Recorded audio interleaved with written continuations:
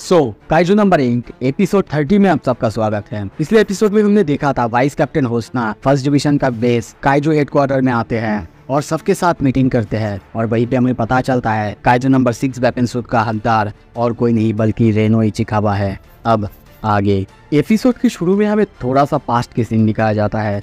हम देखते हैं हिकारी शिनोमिया को जो कि फाइट के लिए तैयार हो रही थी। तभी हम देखते हैं वो सामने जाता है और सामने जाते ही उसे एक बंदा सैल्यूट करते हुए कहता है, मैम हमारे जो सारे ऑफिसर्स हैं वो उस पर अटैक करे जा रहे हैं, पर लग रहा है कि उसके ऊपर हमारे कोई भी अटैक अच्छे से काम नहीं कर रहा है। हम हिकारी को देखते हैं, वो वहाँ पे दूरबीन से देख रही थी और देखते हुए कहती है, तुम लोगों ने अच्छा काम किया। तो आखिर ये है काइजू नंबर 6 और सामने हम देखते हैं एक बहुत बड़े से ड्रैगन टाइप काइजू को जो कि बहुत खतरनाक है, चारों तरफ तबाह करे जा रहा है। उसके आसपास और बहुत सारे काइजूस हैं। वो काइजू और हिकारी एक दूसरे को देखते हैं।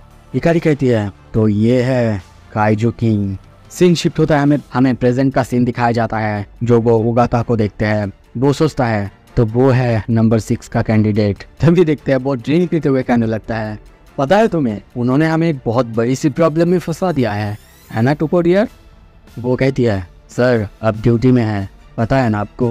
वो उसकी बात काटते हुए कहता है, अरे यार ऐसा तो मत कहो, तुम्हें पता है ना मेरे ऊपर कितना ज़्यादा रिस्पॉन्सिबिलिटीज है। वो अपने नाक के बाल निकाल रहा था और ये देख के वो फिर से कहती है, सर अगर ये सच होता तो आप अपने नोज एयर को ऐसे बाहर नहीं निकालते। ये सुन के उगाता कहता है, मैं तुम्हें एश्योर करता हूँ मेरे दिमाग में बहुत कुछ चल रहा है। काइजू नंबर 6 तुम्हें पता तो है वो कितना ज़्यादा ताकतवर है।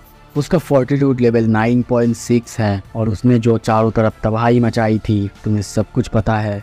उसको हराने के लिए हिकारी शिनोमिया ने 2nd डिवीजन को लीड किया था और बाद में जब तबाही और बढ़ने लगी वो लोग संभाल नहीं पा रहे थे, 1st डिवीजन को भी आगे आना पड़ा। उन्होंने उनकी मदद की जाके फिर हम काइजू नंबर 6 को हरा पाए, न्यूट्रलाइज कर पाए। उसी के वजह से वहाँ पे ओदावारा में क्यू स्ट्रॉन्ग तक आ चुके थे। और अब हम लोग क्या कर रहे हैं, उसी खतरनाक सूट को एक टीनेजर को पहनाने की कोशिश कर रहे हैं। तो वो उनके हाथ से ड्रिंक ले लेती है। ये देख के वो कहता है, अरे इतना बड़ा एक मोनोलॉग मारा फिर भी तुम्हें समझ में नहीं आया। तभी देखते हैं वो लोग ऐसे बातें कर ही रहे थे। एक आदमी आता है और कहता है, कैप्टन उगाता रेनो इचिकावा तैयार हो चुका है सर। सीन शिफ्ट होता है, तभी हम देखते हैं यारू को जो कि नीचे की तरफ देख रहा था, उसके साथ और भी लोग थे। तभी रेनो इचिकावा को देखते हैं, वो अब तैयार हो चुका है सूट पहनने के लिए। उसका माइक में आवाज आता है, हम लोग अभी वेपन नंबर 6 का कंपेटेबिलिटी टेस्ट कर रहे हैं। तभी हमें पास्ट के सीन दिखाया जाता है। रेनो ये सुन के बहुत ज्यादा हैरान होता है, मैं नंबर 6 वेपन। ओगाता उससे कहता है, क्या तुम्हें पता है नंबर्स वेपन्स क्या होते हैं। वो कहता है, हाँ सर मैं जानता तो हूँ पर कभी अपने आंखों के सामने देखा नहीं है। ओगाता तभी उनसे समझाता है और कहता है, नंबर वेपन्स बहुत ज्यादा पावरफुल होता है। यह तक कि ये इतना ज्यादा पावरफुल होता है इसे पहनने वाला अकेला ही किसी भी डाइगाइजू लेवल के काइजू को मार सकता है। पर हाँ इसका साइड इफेक्ट भी उतना ही बड़ा होता है क्योंकि इसे पहनने वाला उसकी बॉडी के ऊपर बहुत ज़्यादा प्रेशर आता है।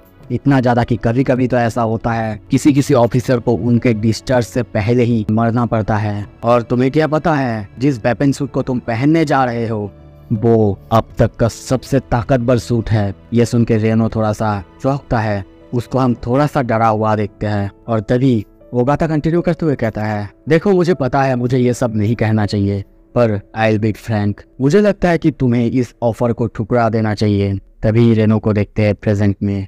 रेनो सोच रहा है, मैंने सुना है कि वो अब काइजू नंबर 8 के रूप में ही डिफेंस फोर्स ऑफिसर लाइनअप में है, पर अगर ऐसा है तो उसके ड्रीम्स का क्या, कौन उससे बचाएगा जब वो कोई मुश्किल में आएगा। तभी ऊपर देखता है और कहता है, कैप्टन उगाता प्लीज आगे बढ़िए। उगाता उसकी तरफ देखता है और सोचता है, इस बच्चे की आंखों में जैसे कि आग है। और तभी नंबर वेपन को चालू किया जाता है। धीरे धीरे रेनो के बॉडी पर प्रेशर आते हुए देखते हैं। वो सोचता है, अभी तो ये मेरे हाथों पे ही आया है, अभी इतना ज्यादा स्ट्रेंथ मुझे फील हो रहा है। उसकी बॉडी कांपने लगता है। वो सोचता है, नहीं मैं गिव अप नहीं करूंगा। तभी वो अपने सामने काइजू नंबर 6 की पावर, उसकी ऑरा को महसूस करता है। वो पूरी तरह से डर जाता है, उसकी आंखें बड़ी बड़ी हो जाता है और सामने देखते हुए डरते हुए कहता है, ये क्या है। अब समझा सर कि आप इतने दिनों से ये सब कुछ बेयर कर रहे हो। तभी वो महसूस करता है जैसे कि काइजू नंबर 6 उसे देख रहा है तभी देखते हैं वो वहीं पे बेहोश हो जाता है। सीन शिफ्ट होता है कुछ देर बाद। वो जब आँख खुलता है अपने सामने देखता है यारू को।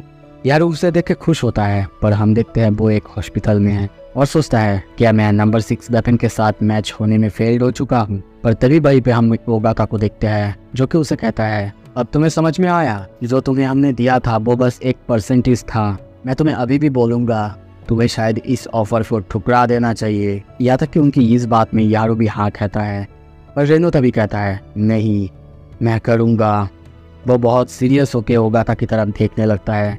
ओगाता सोचता है अच्छा है, वो सच में बहुत ज़्यादा कॉन्फिडेंट है। और तभी देखते हैं जाते जाते कहते हैं ठीक है तुम्हें अगर करना ही है तो करो। इसे ट्रायल करने के लिए तुम्हारे पास 1 मंथ का टाइम है, उसी के बाद मैं ठीक करूँगा कि तुम इसे लेके बैटलफील्ड में जाओगे कि नहीं। ये देख के यारू भी चौंकता है। तभी हमें थोड़ा सा और पास्ट से ही दिखाया जाता है जब रेनो बेहोश हो चुका था। तब यारू उसे देख के मन में सोचता है जब वो फेल हो चुका था सूट को पहनने में, पता नहीं मेरे अंदर का कोई एक हिस्सा था जिसे कि अच्छा महसूस हुआ था। तभी अपने आप को मारते हुए सोचता है नहीं मैं बहुत बुरा हूँ, मुझे ऐसा नहीं सोचना चाहिए, पर मैं करूँगा, मैं तुम्हें कैचअप कर लूँगा, बस तुम देखते रहना रेनो। सीन शिफ्ट होता है तभी हमें एक जंगल दिखाया जाता है। वहाँ पे हम बहुत सारे हथियार को देखते हैं। एक बहुत बड़े से काइजू को देखते हैं जिसे कि न्यूट्रलाइजेशन जोन में लाया गया है। वहीं पे हम ओगाता को बैठे हुए देखते हैं जो कि दूर से ये सब देख रहा था। वो रेनो से बात करता है और कहता है रेनो तैयार होना। तभी हम रेनो को देखते हैं जो कि नंबर 6 का सूट पहना हुआ है और अब उसके सूट के साथ वो लड़ने के लिए भी तैयार होता है।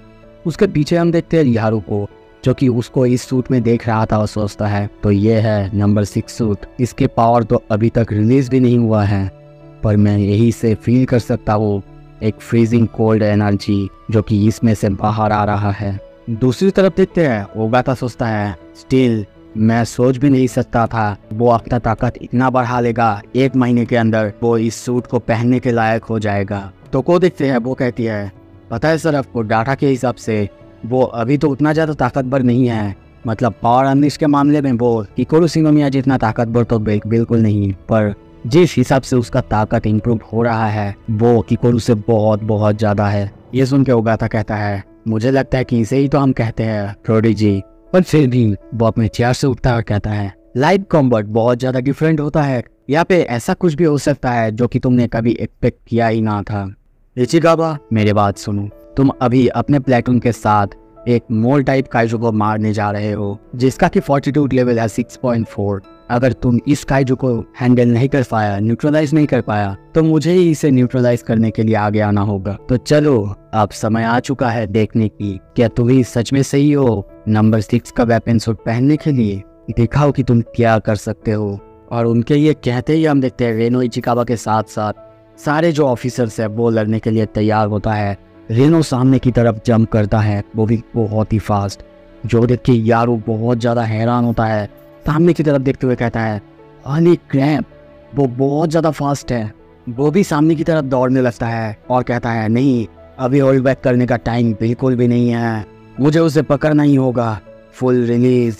तभी देखते हैं रेनो को वो सामने की तरफ भाग रहा था और तभी उसे याद आता है ओगाता की बात। उन्होंने उससे कहा था कि उसके पास ज़्यादा समय बिल्कुल नहीं होगा क्योंकि जो नंबर वेपन्स होते हैं वो बहुत ज़्यादा ताकतवर होते हैं, वो बॉडी को पूरी तरह से एग्जॉस्ट कर देते हैं और इसीलिए रेनो के पास सिर्फ 10 मिनट का ही समय होगा। और ये याद आते ही रेनो सोचता है मेरे पास समय नहीं है, मुझे जल्दी करना होगा। तभी देखते हैं वो उस काइजू के पास पहुंच चुका है। तभी उसे मारने के लिए दौड़ता है। तभी देखते हैं उसका पैर फ्रीज हो जाता है एक जगह पर। यह देख के वो हैरान होता है। दूसरी तरफ से हमें बताया जाता है कि वो अपने सूट को कंट्रोल नहीं कर पा रहा है, अपने सूट की कोल्ड एनर्जी को कंट्रोल नहीं कर पा रहा है। वो काइजू उसके ऊपर हमला करता है। तभी देखते हैं वहाँ पे यारू आता है और काइजू पर बहुत ज़्यादा ब्लास्ट करता है। तभी देखते हैं अब यारू के सामने वो काइजू है। यारू सोचता है ऑलराइट मैं लड़ सकता हूँ, मैं लड़ सकता हूँ, मैं होऊंगा वो जो कि तुम्हें बचाएगा डम्बेस। वो अपनी पास्ट को याद करता है और कहता है मैं उसे हीट कर सकता हूँ। वो सामने की तरफ जाता, वो कुछ करता, उससे पहले ही हम देखते हैं उस काइजू के बॉडी पर बहुत खतरनाक एक ब्लास्ट होता है जिससे लगभग उसका आधा बॉडी तबाह हो जाता है। यारू ये देख के बहुत ज़्यादा डर जाता है और तभी जब देखता है कि ये और कोई नहीं रेनो इचिकाबा था, वो उसकी अटैक फोर्स देख के बस सोचता है नहीं ऐसा कैसे हो सकता है, ये फोर्स तो अनरियल है। तभी देखते हैं वहाँ पे और एक काइजू आता है। उसे मारने के लिए वो अपनी उसी कोल्ड टेक्निक का यूज करता है, जो देख के हमें अंदर से बताया जाता है कि वेल डन। वो अब अपने कोल्ड टेक्निक से अपने ही पैर को सिक्योर कर रहा है। और तभी देखते हैं जंप करते हुए वो और एक शूट करता है और दूसरे काइजू को भी आसानी से वहीं पे मार देता है। ये देख के सब बहुत ज़्यादा हैरान थे। तभी एक काइजू को देखते हैं जो कि उसे खाने के लिए आ रहा था। यारू डर चुका है। तभी देखते हैं उसके सामने वहाँ पे जेनो आता है और कहता है थैंक यू सो मच यारू, तुम्हारी वजह से मैं शांत रह पाया। अब तुम यहाँ से जाओ, बाकी सब कुछ मैं संभालता हूँ। पर यारू उसे देखते हुए सोचता है रेनो मुझे इतने भी पीछे मत छोड़ो। और हम देखते हैं वहाँ पे बर्फ की बारिश होने लगता है। उस काइजू की हालत भी खराब हो जाता है। वो काइजू धीरे धीरे मरने लगता है। सो इसी के साथ ये एपिसोड खत्म होता है। सब्सक्राइब करो। थैंक यू सो मच देखने के लिए।